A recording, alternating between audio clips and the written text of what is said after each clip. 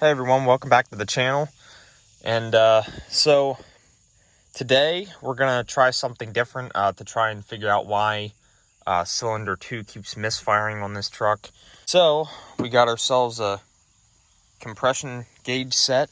We're gonna check the compression of each cylinder, and we're gonna see what the results are with that. So I'm gonna show you guys how you do that.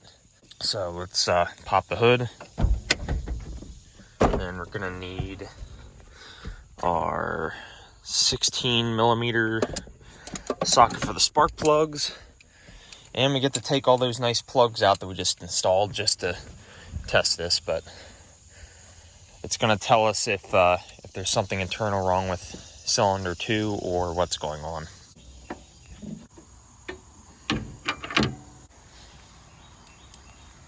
All right, so we got to pull these plug wires off. I think for now I'm just gonna pull all the plug wires off, but I'm only gonna test cylinder 2 at this point, I think. Hopefully that's okay to do that. I just mainly want to see what's going on with the cylinder right now. So now here's our gauge, and we're gonna have to find, let's see, 14 millimeter. I think it's gonna be this one.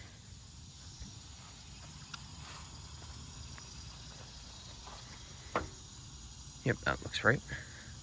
We're gonna take that, put it down in the spark plug hole.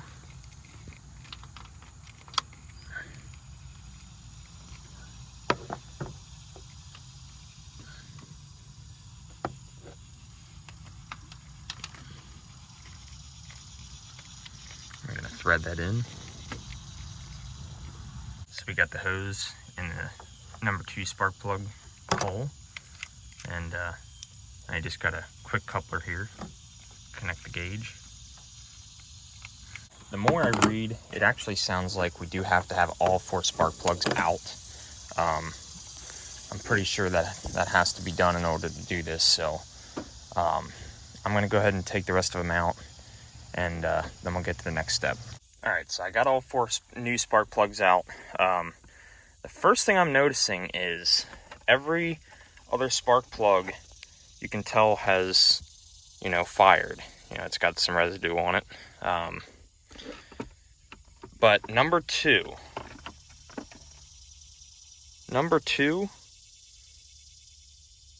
I mean, it's got a little like residue on the white ceramic part there. See if we can get it to focus. There we go. But the top of that plug looks like it never even fired. So I thought that was kind of interesting, since we're not getting anything from cylinder 2. So let's go ahead and start this compression test. First thing we got to do is we got to find the fuel pump relay. I at least have to pull that, so that way it's not trying to pull fuel through while we do this. So let me go get the manual and figure out where the fuse relay is.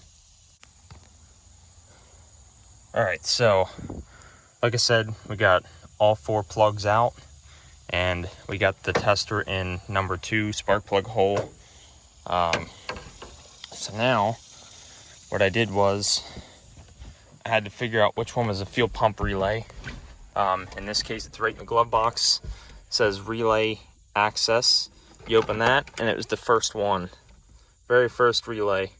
I found that by looking it up online. So now, according to what I've heard on these tests, just gotta, first of all, you turn the key on, make sure you don't hear the fuel pump kick on, which we're good there. So I've heard that you can do a test. I'm gonna close this so it shuts up. So I've heard that you let it kind of crank over like 4 to 5 times. You want to do 2 tests per cylinder apparently. So I'm going to, and it says you can do without wide open throttle and then with. So the first one we're going to do without touching the throttle.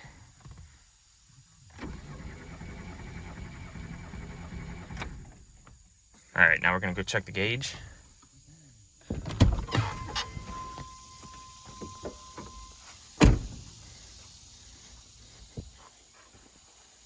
All right, wow. Looks like we got good compression there. Looks like there's a bleeder here we can push. All right. So we're back to 0. I'm gonna let it crank over about 5 times.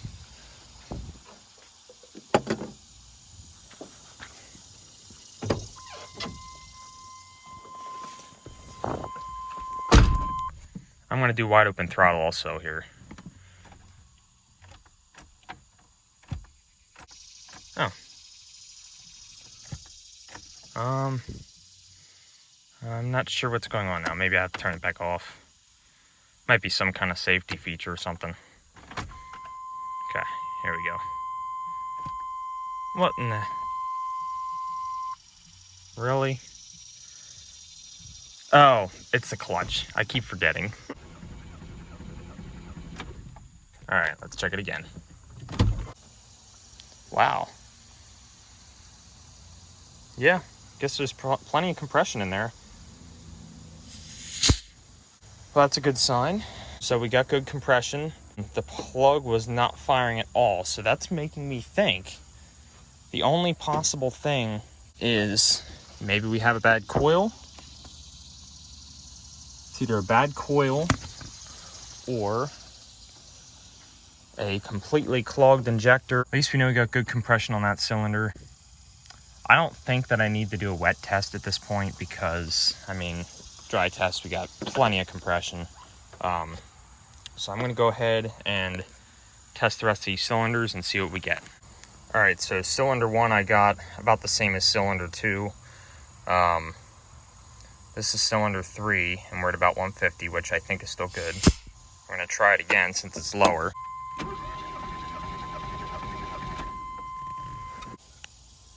All right, there we go. Got about the same reading as all the others. Now we're gonna do number 4. All right, we got it on number 4 now. So we're gonna test that one for the final test.